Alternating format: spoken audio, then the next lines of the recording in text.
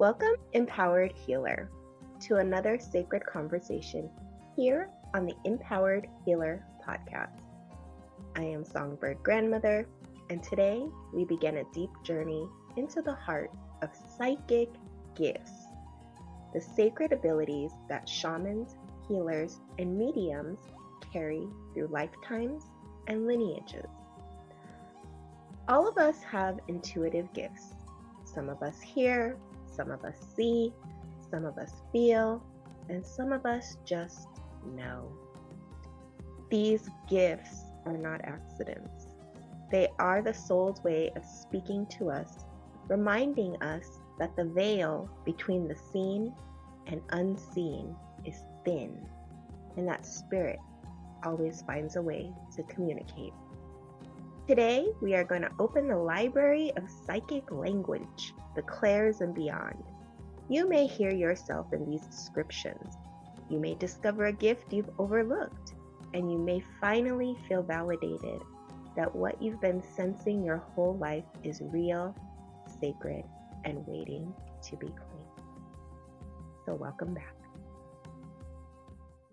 I do have to share just a short story of when I really had to come out as a healer, and it was a real squeeze, like giving birth. I was birthed in to this new reality of being seen in the world as a psychic. And that word triggered me because back then, now we have all these like very inventive names. People are really reclaiming, the word priestess and shaman and healer and change maker. And there's just all these like dynamic words. And now I have empowered healer. But back then it was very raw. It was like psychic. That was what everybody thought. And, when you have that picture of a psychic, it's like the lady with the big turban on her head, and she's got her tarot cards, and she's kind of a scam artist, right? And that's the picture I had. And so I had a wellness center, and I had a guy come and put, our offerings on the window in big words. And the first word was psychic. And I remember looking at that word and just be like, oh my gosh, what has my life become?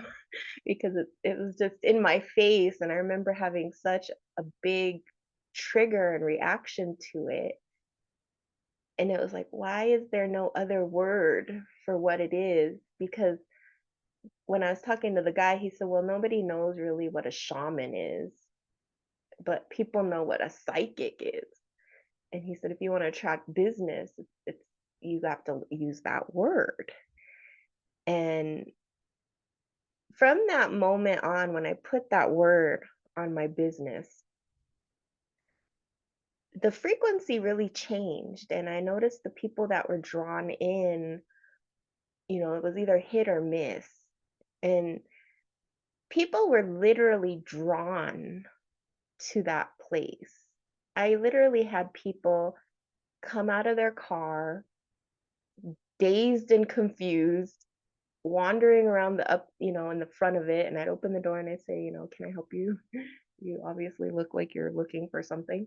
And they're like, this is the weirdest thing, but I was drawn to this place. I've never been here. I was driving and something told me to pull into this parking lot. And I stopped right here and I have no idea why. And it was always because they needed a reading, they needed a healing, they needed guidance. One lady, she had just broken up with her boyfriend. Other clients were lost, confused, going through job changes, health problems, relationship problems. And it began really with me announcing that frequency. And for better or worse, the word psychic, it invokes an energy. And it is usually triggering for many, and it can also be comforting. If you're going through what I just described, it was a comfort. So today we're going to go into what is not just psychic, but what does it really mean to walk the path of someone who is in between worlds? So psychic gifts are not like supernatural special powers. They are natural senses of the soul. They are part of our human being. Just as we have five physical senses of sight, sound, touch, taste, and smell, we have spiritual senses that mirror and expand them. So if you look at your hand, you have five fingers. Those are the five seen senses. But then you'll notice there's a space between each finger, and those are your psychic senses. Shaman, healers, and mediums each work with these senses differently depending on their calling. And psychic abilities are doorways. They allow us to perceive beyond the material world into the energetic, spiritual, and ancestral realms. And every psychic has different abilities. Okay. But everybody has psychic powers, like psychic gifts. They have inclinations. Some inclinations are very dull, and some are very sharp, depending on development. Okay. And the deeper you develop your gift, the more strange you will become. And then that's where mastery comes in, because I've had all kinds of people come to me and talk about their psychic gifts. And one of the most troubling ones when I hear it is when people say, I hear them all the time and they're driving me crazy. And then I know, well, that's when you have a problem. You shouldn't be hearing voices all the time and they're driving you crazy. You shouldn't be hearing spirits that are telling you to do bad things. That's when we know it's not a psychic gift, and we're starting to go into spiritual possession and spiritual delusions and psychosis and stuff like that. But your psychic gift, if you develop it, will become stronger and stronger, but your spirit and heart and soul also rise to the occasion. So, what I would like to say is, if you have psychic gifts, if they are intensifying, if you are at that point where you are being affected by it, then just know that you need to step into training. You need to reach out, you need to research, you need to look for a teacher. Because if you do this on your own, it will be much harder. It'll be a hard, arduous road, and you may never get out of that place of sensitivity, oversensitivity. I live in Sedona, and I would say probably about 85 to 90% of the healers here are uninitiated and suffer greatly. Some of them are very grounded, and it's hard to find that actually. But the majority of people here, they're struggling alone, and they shouldn't be. There are some really talented, amazing humans here. But one of the reasons that I do hold a space here is because I see that a lot of them have not done the trauma work, the shadow work, or have even really had the support and the guidance of what their gift is. They've kind of just meandered around and found various teachers or workshops or meetings or gatherings or meditations, but they haven't really coalesced it into a solid practice and foundation. And as I've talked about in previous podcasts, your foundation is very important. It's very important because when you have a very good, solid foundation, it doesn't matter where you go and what you explore, because you'll have the basics. And that's what everybody who has psychic abilities that are intensifying, especially at this time, especially if you started to really feel it around 2020 when the global shutdown happened. It was when the intensity of the ascension and the awakening was really hot, like really hot. And that's why we had a global shutdown. That's what it was. It was equinox 2020, March 2020. That was when things really intensified. And also it was 2012. Mine was more like 2009, 2010 to prepare for 2020. And for 5 to 7 years, I kept getting messages before 2020 about that time. And really, right now, especially if you're listening, your psychic abilities are getting hotter. And so we're going to go into that. So most people are familiar, like kind of psychic 101 is the clairs, the clairsentience, the clairvoyance, which is clear seeing, visions, images, symbols, dreams, and they carry messages, right? They often appear as mental pictures, flashes of light, vivid dreamscapes. Uh, these are really common with shamans and mediums, seeing spirits, visionary journeys.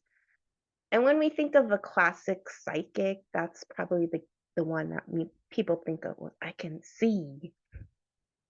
Seers, we see your future and we see your past, see where you are, right? The clear seeing.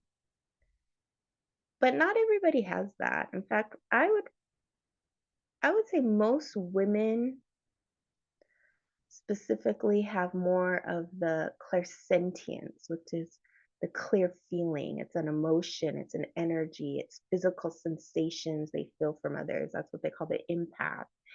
And those are healers that are gifted to feel where energy is blocked or heavy, and they live primarily through the feeling. I don't see it, but I can feel it. And what I always say about clairsentience and empaths is that this is one of the strongest gifts you can have for healing, because you can transmute heavy feelings, heavy burdens. And how you know that is when they say, wow, I feel so much better. And then you feel so much worse because you've transmuted it. Unfortunately, where it transmuted is in and through your field. And then now you have to cycle it out. And mastery of the empath, clairsentience, is when it no longer goes into your field, that your field becomes so strong, so vibrant, so resilient that once it hits your field, it just automatically dissolves and transmutes. And that takes, a lifetime of really working on your field. So when you have clairsentience, your diet matters more, your fasting. You really can't have a lot of social media or gloom and doom or harsh videos, argument. Like the best scenario for an empath, and this is why so many empaths are hermits, is your own field, and probably working on things like Tai Chi, Qigong, meditation, even like stronger things like kickboxing to learn how to fight back those energies. Tai Chi is really good because it teaches you how to absorb energy without taking it on. But when you have clairsentience and you're an empath, you just feel everything. And especially when your gifts are turning on, you're just going to be like an emotional wreck because you're feeling everything, especially at a time like this when everything's so heightened. So if you do have that gift, which is probably 80% of people who have clairs, they have that, then it's really important for you to work on developing a stronger mind, body, spirit. The next one is clairaudience, and that's clear hearing, hearing words, phrases, tones, music, or just whispers. Sometimes in the dream time, you'll hear like a whisper, or you'll be walking and you'll hear a whisper, or a song will pop in. And it can be really subtle, like your own thoughts, or you can literally hear an external voice in the room. And mediums often channel loved ones through this sense. I've even had visions sometimes where I've been doing readings with people and I see the ancestor whispering in their ear. And I'm like, oh, your ancestor has been giving you messages and they've been coming through your ear. And they'll stop and they'll be like, is that why I keep hearing this song? Or is that why I keep, thinking this thought? Or is that why they keep telling me this? And they didn't know where that voice was coming from. But then once we identified who it was, then it put it all together. So clear hearing is not always the primary gift, but sometimes it is. For some people it is. And a lot of times, like for me, it's more like a supplement. It's part of it. Because ultimately you have all of them, right? You might have one that's more dominant than other, but you have most of these. One might be more like prevalent. And I think it's funny when people always say, well, I have all the clairs. I'm like, yeah, everybody does. It's just to the ability and degree. You can have all the clairs and they're undeveloped, and you can have all the clairs and they're like sharp. And that's the whole goal of the healer's path, is to sharpen your abilities, your gifts. The next one is clear cognizance, which is just the clear knowing. It's the pure intuitive knowing without evidence, or what they also call downloads, sudden insights, certainty that comes from spirit, those aha moments. And this is really used a lot in ceremony, because sometimes when you're just embodying spirit and you're moving through ceremony, it's just clear. And I often hear other shamans talk about that clarity, where it's like you step into a world of technicolor and you just can see everything so vibrant and it's so clear. It's no muddied water. It's just, and that's a hard one to describe because most of our lives are not lived like that. There's always kind of doubt, uncertainty. Well, we'll see what happens. But when you're in a clear space of just clear cognizance and you're just no doubt, it's a high. It's a real high, because imagine if our whole life could be lived like that. And when we're in ceremony and we're really working with these high frequencies and we're bringing down these spirits, these gods, these goddesses, these incredible beings, and you see how they see the world, it's beyond anything we as humans know. It's beyond it because it's so clear. It's a space that is, as a shaman, it's the place that we live for. Because sometimes the material world is very hard with these gifts, but when you're in the spirit world, it's you're flying. And I know those of you who had those experiences know what I'm talking about. And the clairaudience, which is the clear smelling. Now, this is probably my least favorite gift because I remember I used to go to like places with my mom because she loves, she's Korean, so she loves fish and seafood. And the smell, oh, I cannot stand the smell of the fish, the dead fish, the rotting fish. That is one smell, and I call this one dog nose, for those of you who see my TikTok video. It's so pungent, and I'm always the one to say, ooh, what's that smell? Ew, what is that? And it's always the not so pleasant smells, but smells like, you can smell a bad spirit. It just, ew, you're like, ew, what's that smell? And nobody around you will smell it. But then on the opposite end, you can smell grandma's perfume or something like that too. You can be like, oh, your grandmother wore this kind of musky perfume. Yes, she did. So smelling sense, they're also like physical. They could be incense, flower, tobacco. I know that's probably a common one a lot of you experience because I'll be outside and I'll just whatever outside and nobody will be around and I'll smell cigarettes and I'll know, oh, it's one of my ancestors or it's somebody. Or if you have the clairaudience with the hearing, you may hear like humming or whistling and nobody's around. That's another one that happens a lot. So when you have the smelling clairaudience, that is often an ancestral sign or like a spirit visitation. And you have to then kind of use your other senses in tangent because so say you smell the cigarette smoking and then you hear something and then you feel neutral, that's okay. That's a neutral spirit. But then if you feel like, ooh, it's like something else happening, like, ooh, this is kind of scary, or I'm not really feeling comfortable here, like because your clairsentience is picking it up something. Or if you feel really good, like comfortable, like that's how I know it's my grandpa. Oh, it's grandpa, like that.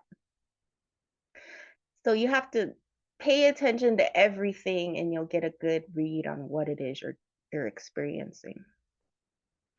The next one is the clairgustance, which is clear tasting, which is tasting flavors without eating anything. Spirit might communicate by impressing a favorite food or ritual taste, or sometimes, like if I'm doing my altar and I'm like setting it up, and all of a sudden I'll have like a craving or a taste for something that is not something I would ordinarily eat. And so then I know, oh, okay, the spirits of the altar want this, and I'll do my best to get it. If it's not something like hard to find, because sometimes there is a story of a woman who went to go see the shaman, and before she even did the reading, the shaman said, you need to go get me this moon cake, this like kind of special rice cake. And she said, okay, I'll go find it. And she had to go to like 10 different stores to find this because it wasn't like something that was readily available. And so she went back to the shaman, brought the moon cake, and the shaman told her, well, you're going to meet somebody next month, blah, blah, blah, blah, blah. You're going to marry. And so she followed that advice and she did meet somebody. And then because of the shaman, she did marry that person.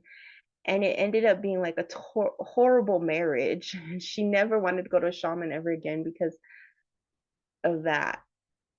And that's when you look at that thing about the trickster, because that's how spirit tricked her to marry the person she did, to have the children she did, to live the life she did, and then to ultimately, gain freedom and independence.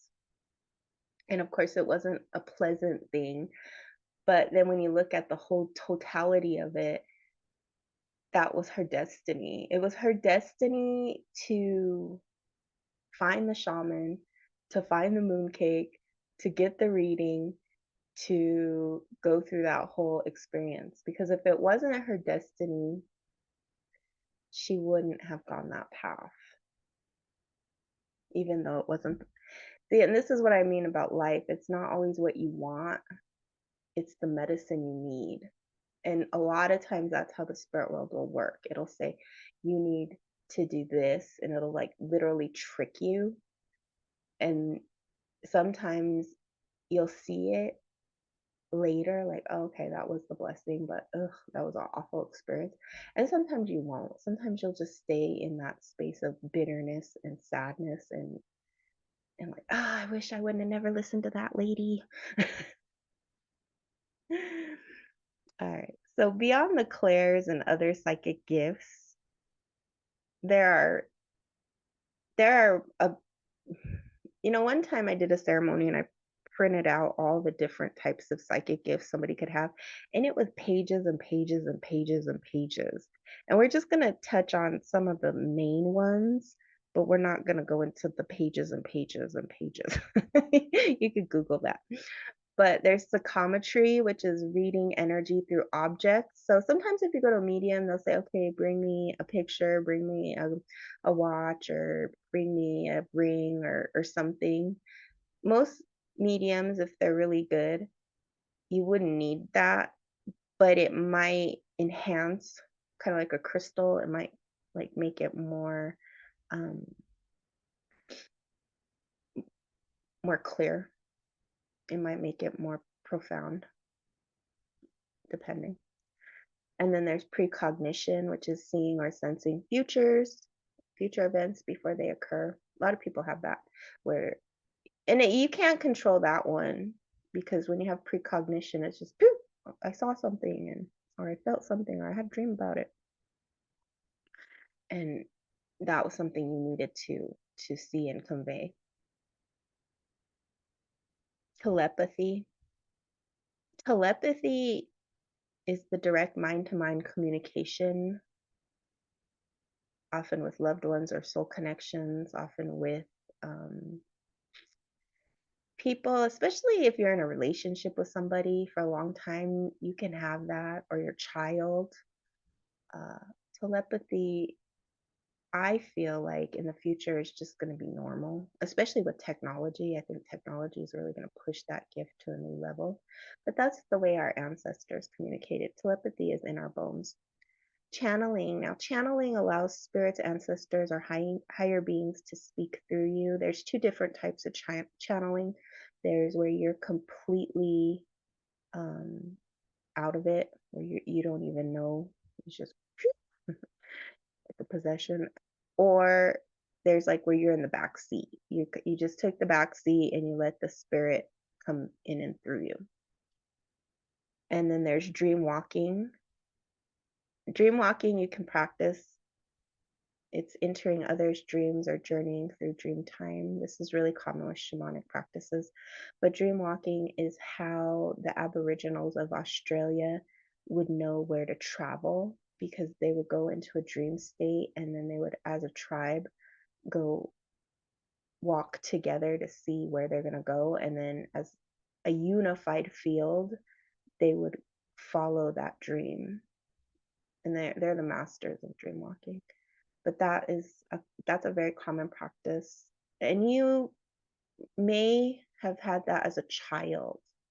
If you were a sleepwalker, if you suffered from sleep paralysis, if you had dreams that were very vivid and showed you things about other people, or if you popped into other people's dreams and then later it was confirmed that they also had that same dream. Hey, we were dream walking last night. I know, I saw you. We were at the river. You're a dream walker. Animal communication, which is most typical with the psychic gifts, or mediumship. If you're a medium, most likely you're an animal communicator. Some people just specialize in animal communication, which is speaking with animals on an intuitive soul level, connecting with past animals, connecting to current health problems. I mean, if you can connect to humans, you can connect to animals. Mediumship is direct communications with those who've crossed into the spirit world, but also when you go deeper into the path of mediumship, mediumship is the ability to understand the spirit realms, and then shamans take it to the next level and extract and help the dead who are stuck, who need crossing over, who are influencing the relatives that are currently living. There's a whole thing about mediumship, and in later podcasts, I might go deeper into that. That's a course that I teach. And mediumship is, in the West, mediumship is more for entertainment. But in the East and throughout other parts of the world, mediumship is powerful. It's not just let me talk to grandma, grandpa, mom, dad, and bring a message and make everybody cry. It's about healing generational pain, suffering, healing the deeper roots and why people suffer mentally, emotionally, spiritually, psychologically because of unresolved grief and trauma and karma. And when you can not just speak to the dead, but clear and heal and help the unresolved dead person move to another realm, that's true mediumship. It's going from just the messenger to the healer, and not just the healer for the living, but also for the dead. And when you look at Buddhist texts and scriptures about Buddha and his ability, that's what he was doing. He had 88,000 teachings, and a lot of those teachings were about how he was healing and working in other realms with different spirit beings. The next one is healing, hands and touch, healing and moving energy through palms. Can be spontaneous, can be done as a practice, can be something that you become really good at and known for. And it can go with a lot of those other different gifts we talked about. The healing of hands and touch has become really popular in the last few decades with Reiki and the different methodologies that, like Barbara Brennan's Hands of Light and that kind of stuff. But I say, like, a lot of times when you're, healing with your hands, you could also be an artist. You could also be a craftsman, a carpenter. Um, there's a lot of different ways that healing happens with the hands that is not just energetic, but foundational and building. Like Jesus was a carpenter kind of thing. All right, so let's go into shamans, healers, and mediums and just briefly go through some of those. I think here in the West, the word shaman, it's kind of like the word psychic. When you hear it, it's like, oh, people roll their eyes or whatever. Or some people are just like, oh, a shaman, ho. And I always say it's just because in America we have a lack of words for any kind of healing, any kind of psychic, any kind of anything. We don't have that ancient base like other cultures do. If you go into the indigenous world, every tribe has a different name for what they're going to call their medicine people, and they'll never use the word shaman. They get insulted by the word shaman because it's not their culture. Shaman comes from the Eastern Seaboard. It's from places like Siberia, Mongolia. Shaman for me, it relates to my Korean heritage because that's where our heritage came from, was that part of the world. It went from Siberia to Mongolia to Korea, and it just traveled on down, and it became its own unique form of healing. But the protocols and the basics are everlasting. Since the beginning of time to the end of time, they will be the same, despite the many changes that shamanism has went through. And then on the other side of me, I have Danae, and then I have Pueblo, and both of my lineages have healers, and so those were medicine people. And I think in this modern world, I talk a lot about this, especially if you're multicultural, which many of us in America are. It's a hard place because you're not just walking in between worlds, but you're also walking in between cultures, and you face like that visceral hatred sometimes from both sides, such as, well, no, you can't use the word shaman. No, you can't use this word. You can't say that. You can't work with that. You can't. But how can you not when it's your ancestry? How can you not when it's the land you're living on? because as a shaman, you have all the clairs, right? And you journey into other realms. You read symbols, nature, ancestral lines. Every shaman is a little different, but shamans work with spirit, and we can't dictate who and what spirit wants to work with us that we're ready to work with. And part of it is your blood and your lineage and your culture, and then part of it is the land you're on, and part of it is just the calling. So it's not divided like in a human realm where it's like, oh, you're this ethnicity, that. Now, if you're following a traditional path where you're a Korean Mudong and that's all you're going to do, then that might be what you do. But if you're living in America as a Korean Mudong shaman, you probably will have other experiences with other spirits, and that's okay. Because I feel like when you are on a shamanic path, you should experience the totality of it. Shamans often travel the world. Like I've traveled all over and experienced all kinds of spirits, all kinds of deities, all kinds of healings, all kinds of people. And what I learned early on in this work is that the basic human needs are the same. Whether you're sitting in a mansion in Beverly Hills or a war zone in the Middle East, the questions are literally the same. And I learned this because I did these email readings from people all over the world. And I remember there was this moment where I got this email request, and it was a woman in a war zone in the Middle East, and she was asking if her husband was cheating on her. And at the same time, I had this lady in Beverly Hills, very wealthy, asking the same question. And it was that aha moment where it's like, wow, it doesn't matter where you are, your questions are the same. It's the same thing with spirit, no matter where you are.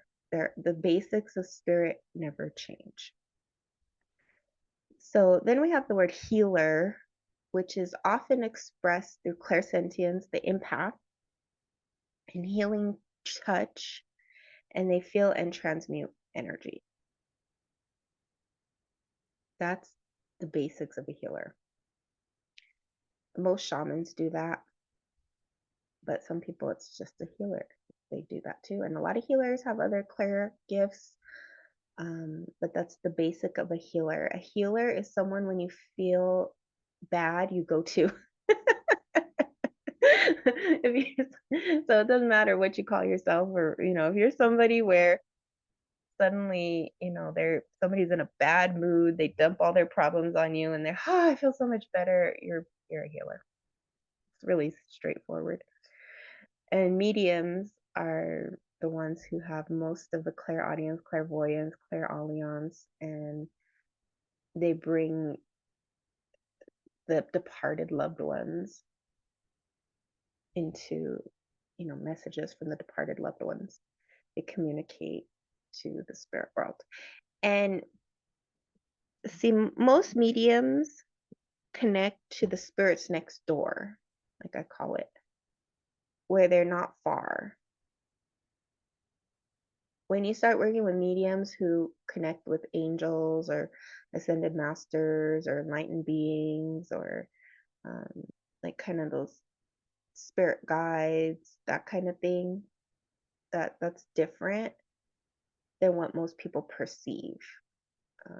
They don't perceive those people as mediums, but they are. Most people perceive mediums as people who connect to ancestors, ghosts, spirits next door, spirits right in front of us, that if you just closed your eyes, you could see. And yeah, it's a different gift though, but this is the truth of it though. Not all psychics are mediums, but all mediums are psychic. So if you're a medium, you also have psychic gifts. Not all psychics are mediums.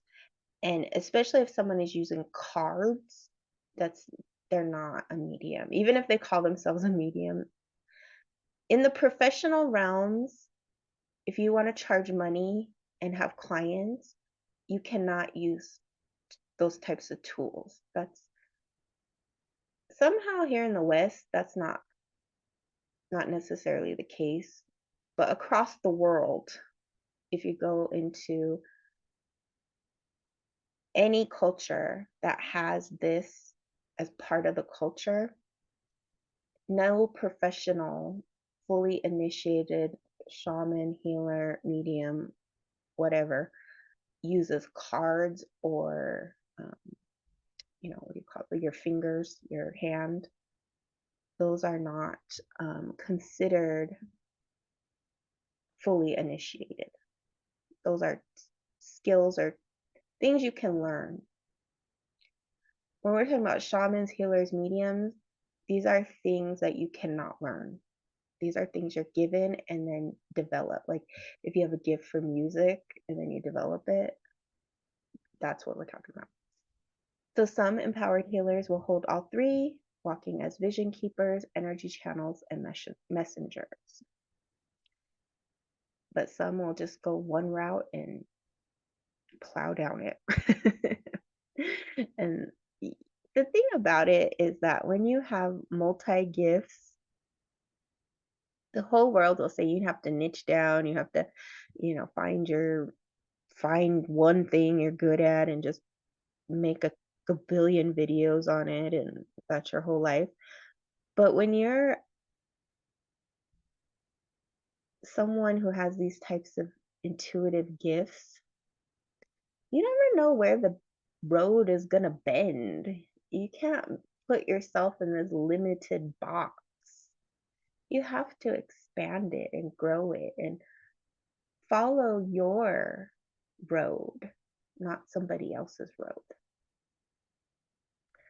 So some journaling questions that I would invite you to go deeper into is, which Claire resonated with you?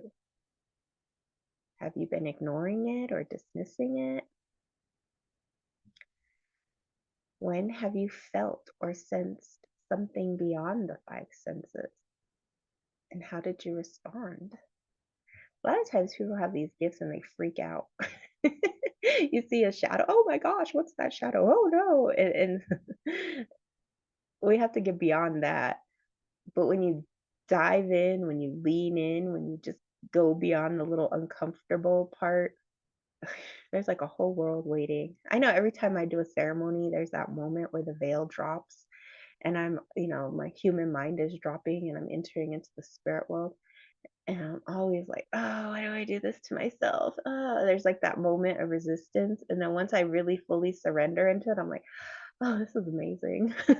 This is awesome. Why do I do that? So it's kind of like that. Do you fear your psychic gifts, or are you ready to embrace them? And maybe perhaps, through this conversation, you kind of thought about things and thought, oh, I didn't know I really had that gift. I guess I do. Yeah, I have experienced that before. You may have that too.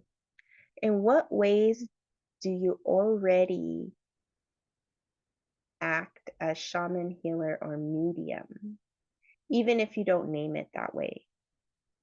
In what ways do you already have those characteristics? Well, every gift is sacred. Every sense is a doorway.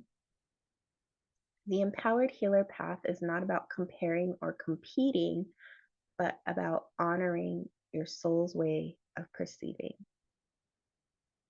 And as you step into this series, remember you carry medicine. Your psychic senses are not random.